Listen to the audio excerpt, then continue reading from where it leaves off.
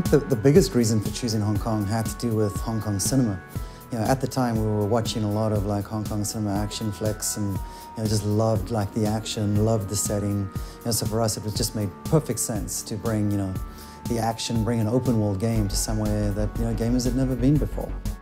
Got this meshing of cultures. You've got the Eastern culture and the Western culture. The Western culture being the British involvement in Hong Kong, and how those two cultures have sort of been fused together over the past century and a half. It has really shaped that city. You have the crazy extremes and the crazy characters just there for your enjoyment. Watching movies, we all love watching action movies, but that wasn't enough. And reading books, and there are lots of them about the cops' relationship with the triads, that wasn't enough. We wanted to go there and experience it and understand not just what it meant to be there, but the elements that they could bring back. For the first time, we experienced the city through the viewfinder of our cameras, so we were just taking photos non-stop. There are parts of the city where it felt like you were just walking in a canyon of signage, you know what I mean? And then from there, the following day, you go to a different part of the city where it feels vast and open and modern. And you're seeing a building that's over 100 stories tall, and next to it, there's a tiny little temple.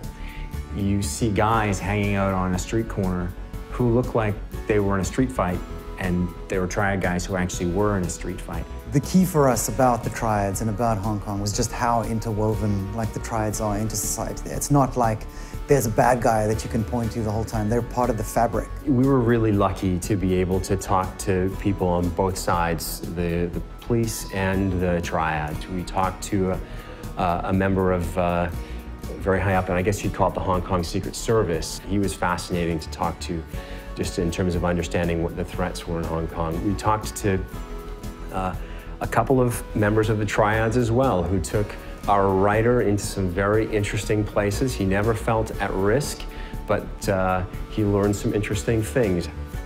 We heard a story when we were there with one of our contacts driving around the city. He told us about a particular entertainment figure who, during his program, had said some rather nasty things about one of the local triad leaders, and that this guy was chopped. Chopped being the term of being attacked by a triad but left alive. No sooner had he told us the story than we drove around a corner, and he said, well, there he is. And sure enough, there was this guy walking down the street who we passed, who was years after the attack, but very visibly limping and very visibly maimed.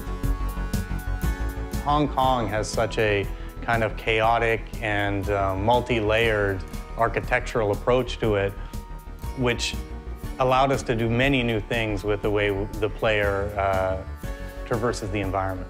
We've basically taken the essence of the city, the essence of the lifestyle, and designed all of our gameplay mechanics around that so that we can basically embrace the culture, but also create an experience where players will actually feel like a, gangster.